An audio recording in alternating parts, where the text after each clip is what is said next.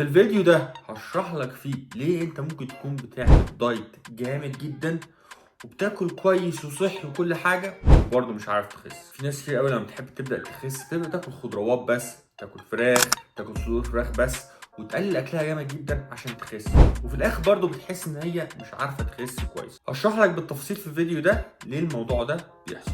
بص، مشكله كبيره قوي الناس بتقع فيها في الدايت ان هم بيقللوا السعرات الحراريه بتاعتهم بسرعه وكتير قوي. ده بيخلي جسمهم يدخل في حاله اسمها نيجاتيف ميتابوليك ادابتيشن او التاقلم السلبي. يعني ايه الكلام ده؟ لما تقلل اكلك فجاه او لفتره طويله جسمك من الاخر بيقول لنفسه انا في حاله مجاعه، لازم نوفر طاقه عشان ما نموتش، فيبدا يبطئ عمليه الحرق او الميتابوليزم عشان يحافظ على الطاقه. مش كلام انشائي كده، دي حاجه مثبته علميا في دراسه مشهوره اسمها The Minnesota Starvation Experiment. دي كانت معموله في الاربعينات. كده ان لما الناس تاكل سعرات حراريه قليله قوي مش بس بيفقدوا وزنهم، بس بيقللوا الميتابوليزم بتاعهم او معدل حرق السعرات الحراريه بتاعهم. ده طبعا بيخليهم يحسوا بارهاق وبعصبيه كمان. تعالى بقى نترجم الكلام ده في اللي بيحصل لك لما بتيجي تعمل دايت. لما تبدا النظام الغذائي وتقطع السعرات الحراريه كتير فجاه، ما ده اللي الناس بتعمله لما تاكل خضار بس او تاكل حاجات قليله قوي ما فيهاش سعرات حراريه كتير قوي. في الاول هتحس انت بتخس شويه وجامد، بس مع الوقت كده هتحس ان انت بدات ما تخسش تاني، فتروح عامل ايه؟ تروح مقلل اكلك تاني. ده هيشرح لك ليه الميتابوليزم بتاعتك بتبطأ. ممكن تكون بتاكل اقل من 1600 سعر حراري اللي هو قليل قوي بالنسبه لاي راجل او اي شخص طبيعي يعني، وبرضه مش عارف تخس، وهتحس بنفسك ان انت ضعيف ومش عارف تكمل خالص الدايت. المشكله كمان اللي بتيجي مع الموضوع ده ان انت بتبدا تخس عضلات، وطبعا العضلات هي مفتاحك لحرق الدهون. حتى وانت مستريح وقاعد ما بتعملش حاجه العضلات بتحرق سعرات حراريه، يعني هتحرق لك دهون.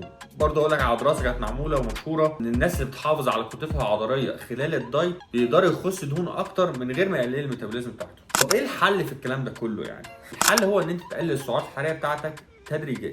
طبعا لازم تحسب سعراتك الحراريه الاول، وبدل ما تقلل مثلا 500 او 1000 سعر حراري في اليوم مره واحده، جرب تقلل من 100 ل 200 سعر حراري في الاسبوع. ده طبعا هيخلي جسمك يتاقلم ببطء ومش هيبطئ الحرق بتاعه جامد. انت بتاع الموضوع ده طبعا لازم تهتم باكل البروتين الزياده، هيساعدك ان انت تحافظ على عضلاتك وهيساعدك بالشبع كمان. هتاكل من 1.5 ل 2.5 جرام بروتين من كل كيلو من جسمك. واهم حاجه ما ينفعش تنساها هي انك لازم تشيل حديد. وده مش بس هتحافظ على عضلاتك، بس برضه هيحافظ ان انت تخليك تحرق دهون لما تقلل اكلك. وفي حاجه اسمها دايت بريك، او ان انت تاخد راحه من الدايت في النص الدايت بتاعك. يعني مثلا تيجي بعد شهرين دايت وبدات تخس، تاخد لك اسبوعين تاكل فيهم في كالوري مينتنس، يعني تاكل من غير ما تحرق دهون.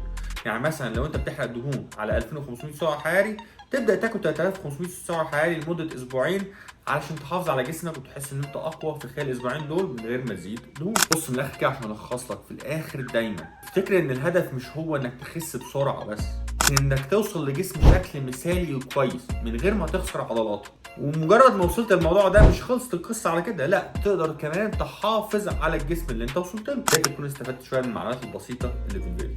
وخليك فاكر دايما الدايت مش حرمان، الدايت توازن في اكلك وفي حياتك كلها. عجبك الفيديو ما تنساش تعمل لايك وسبسكرايب، واشوفك في الفيديو الجاي.